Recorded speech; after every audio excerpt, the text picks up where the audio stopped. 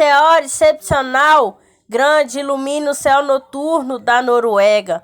Um meteoro surpreendeu os habitantes do sul da Noruega neste domingo ao voar no céu, criando um grande clarão e um som retumbante antes do objeto espacial ter alegadamente caído perto da capital norueguesa de Oslo. Os primeiros relatos da aparição se deram na madrugada da capital norueguesa. Seus arredores, várias câmeras de segurança capturaram o fenômeno a partir de múltiplos locais e os vídeos foram compartilhados nas redes sociais. Um meteoro extraordinariamente grande iluminou o céu noturno sobre a Noruega. Pelo menos a parte dele caiu retumbada perto da capital Oslo. A imagem feita em Oslo mostra uma bola de fogo caindo do céu, se tornando cada vez maior e mais brilhante à medida que se aproxima da superfície terrestre.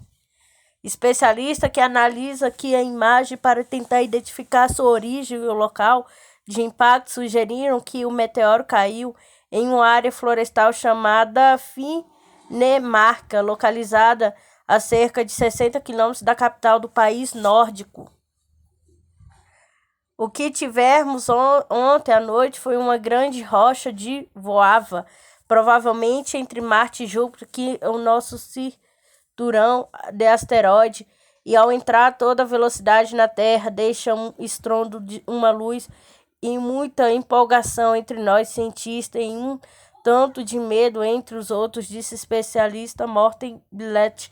Avança com a agência Reuters. As autoridades norueguesas não relataram quaisquer danos ou feridos relacionados com o evento, com a agência Sputnik Brasil. O país supera mais de 550 mil mortes por Covid. Com mais de 578 mortes por Covid-19, nas últimas 24 horas, o Brasil ultrapassou a marca de 500 mil óbitos desde o início da pandemia, informou o Conselho Nacional de Secretaria de Saúde, CONAS, nesta segunda-feira, 26. Desta forma, o país chegou a 550.502 vítimas na emergência sanitária. Foram ainda 18.999 casos totalizados, 19.707.672 os contágios confirmados desde o ano passado. O boletim de hoje, porém, trouxe os dados epidemiológicos revisados pelo estado da Rondônia, com correção de inconsistência e duplicidade. Os dados mantêm o Brasil como o segundo país do mundo com mais morte causada pela Covid-19, ficando atrás apenas dos Estados Unidos, que acumula 611 mil vítimas. A taxa de incidência continua a subir e está em 9.378 a cada 100 mil habitantes, enquanto que o índice de letalidade da doença estável em 2,8%, sendo o Rio de Janeiro o estado com maior taxa de 5,8%. O estado de São Paulo mantém a liderança absoluta nos dois rankings, com 4.003.549 contaminações e 137.273 vítimas, além do território paulista. 6 outros estados brasileiros superaram a marca de 1 bilhão de infecção pelo novo coronavírus: Minas Gerais, Rio Grande do Sul, Paraná, Bahia, Santa Catarina, Rio de Janeiro.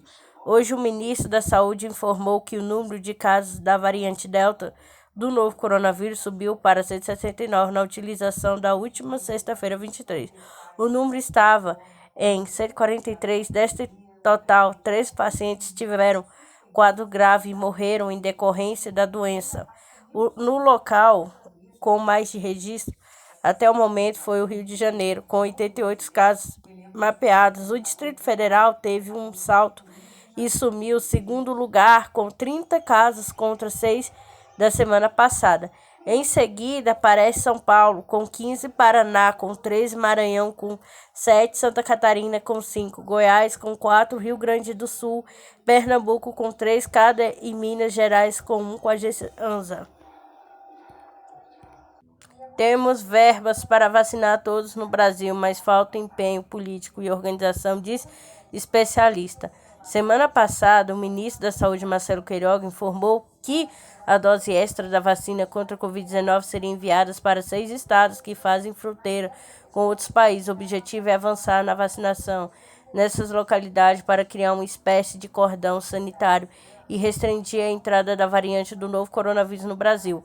O trânsito dos cidadãos de países vizinhos pode trazer e levar doenças. A iniciativa é uma estratégia até para que a gente possa conter a variante e criar uma espécie de cordão epidemiológico vacinado a população fronteiriça para evitar que a variante que vem de outro país possa chegar ao Brasil e dando uma atenção especial às nossas fronteiras secas, afirmou Queiroga com a Agência Brasil em 19 de junho. Rosilane dos Reis Pacheco, pediatra imunologista e alergista no Hospital São Cristóvão e doutorada no Hospital das Clínicas da Universidade de São Paulo, da USP, e Andrea von Zumbe, diretora do Departamento de Vigilância de Saúde, Devisa, de Campinas, São Paulo, falam sobre as novas estratégias do Ministério da Saúde. Estados prioritários. As doses extras da vacina serão enviadas para os estados do Acre, Amapá, Amazonas, Pará de Roraima e Santa Catarina. Segundo Queiroga, as doses serão suficientes para a aplicação de 279 mil pessoas.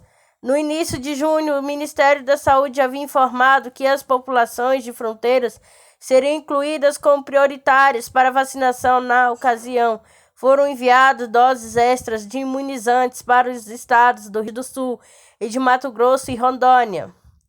Rosilane Pacheco afirma que a estratégia é importante para reduzir a entrada de novas variantes do SARS-CoV-2 no país, uma vez que nas regiões de fronteira, mas não só a circulação neste momento é muito maior de jovens e da população economicamente ativa.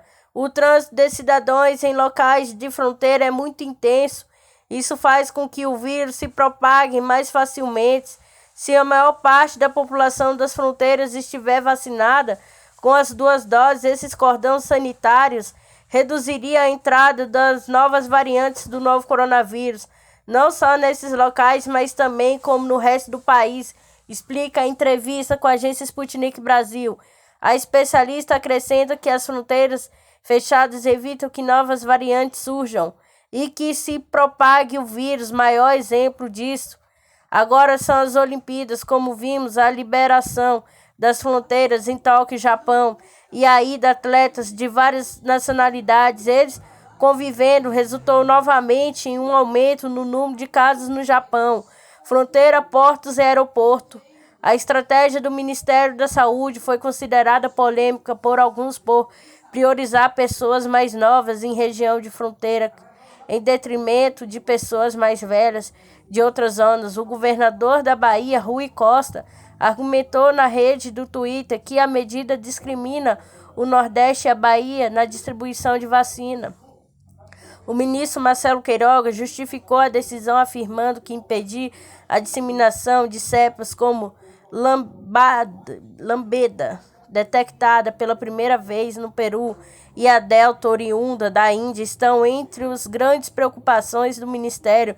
De acordo com a pasta, a variante delta já foi identificada em 110 pessoas de 8 estados e do Distrito Federal, com 8 mortes confirmadas.